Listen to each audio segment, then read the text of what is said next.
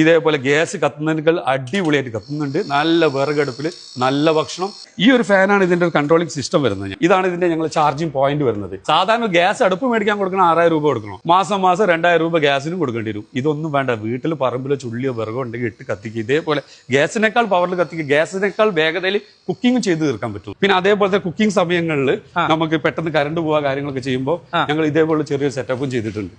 ഇതേപോലുള്ളതാ ഈ വിറക് ലൈറ്റിംഗ്. ചില ആൾക്കാർ ചോദിക്കാറുണ്ടേ, ഇത് 5 കിലോ ബിരിയാണി വെക്കാൻ പറ്റുമോ? 4 കിലോ ബിരിയാണി, 5 അല്ല 4 അല്ല 100 കിലോ ആള് കയറിയാൽ പോലും. ഹോട്ടലാറ് മെയിൻ പ്രശ്നമാണ് ഗ്യാസിന്റെ ചെലവ് എന്ന് പറഞ്ഞിട്ട്. ആ ഗ്യാസിന്റെ ചെലവ് അങ്ങോട്ട് ഒഴിവാക്കി കളി. ആദ്യം കാണാത്തൊരു വെറൈറ്റി ആയിട്ടില്ല ഒരു ചായ സമാവർ ഉണ്ടല്ലോ അവിടെ. അതെ, ഈ വീഡിയോ കണ്ടിട്ട് ഈ ഒരു അടുപ്പ് നിങ്ങൾ പർച്ചേസ് ചെയ്യുകയാണെങ്കിൽ ഫസ്റ്റ് 100 പേർക്ക്, അതായത് ഈ ഒരു അൽഫാമിന്റെ ഗ്രില്ല് ഫ്രീ ആയിട്ട് കൊടുക്കുകയാണ്. ഹായ്, അപ്പൊ ഇന്ന് ഞാനുള്ളത് കോഴിക്കോടാണ്. കോഴിക്കോട് ചെറുവണ്ണൂര് മധുര ബസാറിലാണ് ഇന്ന് ഞാൻ എത്തിയിട്ടുള്ളത്. അപ്പൊ ഇക്ക അടുപ്പുകളുടെ ഒരു ലോകം. അതെ, വെറും അടുപ്പല്ല, വിറകടുപ്പിന്റെ ഒരു ലോകം. ഓക്കെ, ഇവിടുത്തെ കറക്റ്റ് ലൊക്കേഷൻ എന്ന് പറഞ്ഞിട്ടാണ് കോഴിക്കോട് ഭാഗത്ത് നിന്ന് വരുന്ന ആൾക്കാർക്ക് ഫറൂഖ് പുതിയ പാലം എത്തുന്നതിന് മുൻപേ വലതു ഭാഗത്തേക്ക് ബേപ്പൂർ ബീച്ചിലേക്ക് പോകുന്ന റോഡുണ്ട്, BC റോഡ് എന്ന് പറയും. അവിടെ മധുര ബസാർ അങ്ങാടി ചോദിക്കുക, നേരെ ഇവിടെ വരാം. മലപ്പുറം ഭാഗത്ത് നിന്ന് വരുന്ന ആൾക്കാർക്ക് പുതിയ പാലം കഴിഞ്ഞതിന് ശേഷം ചെറുവണ്ണ അങ്ങാടിയിൽ നിന്ന് ലെഫ്റ്റിലേക്കുള്ള വഴി, അത് മധുര ബസാർ.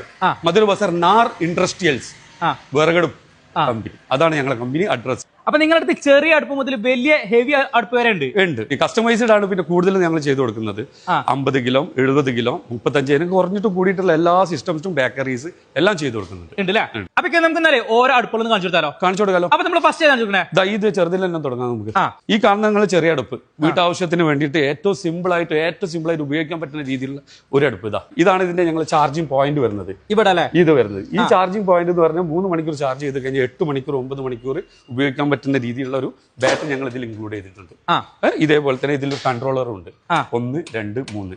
ഈ കൺട്രോൾ വരുന്നതോടുകൂടി ഈ അടുപ്പിന്റെ പ്രവർത്തനം ഇവിടെ തുടങ്ങും. ഞങ്ങൾക്ക് ഇതേപോലെ കുക്കിങ്ങും ആരംഭിക്കാം. ഇതാണ് വരുന്നത്. ഈ ചാർജ് ചെയ്യണമെങ്കിൽ കുത്തിയാൽ മതി. ഒരു 4 മണിക്കൂർ ചാർജ് ചെയ്താൽ ഒരു 10 മണിക്കൂർ ഉപയോഗിക്കാൻ പറ്റുന്ന രീതിയിൽ കിട്ടും. പിന്നെ അതേപോലത്തെ കുക്കിംഗ് സമയങ്ങളിൽ നമുക്ക് പെട്ടെന്ന് കറണ്ട് പോവാ കാര്യങ്ങളൊക്കെ ചെയ്യുമ്പോൾ ഞങ്ങൾ ഇതേപോലെ ചെറിയൊരു സെറ്റപ്പും ചെയ്തിട്ടുണ്ട്.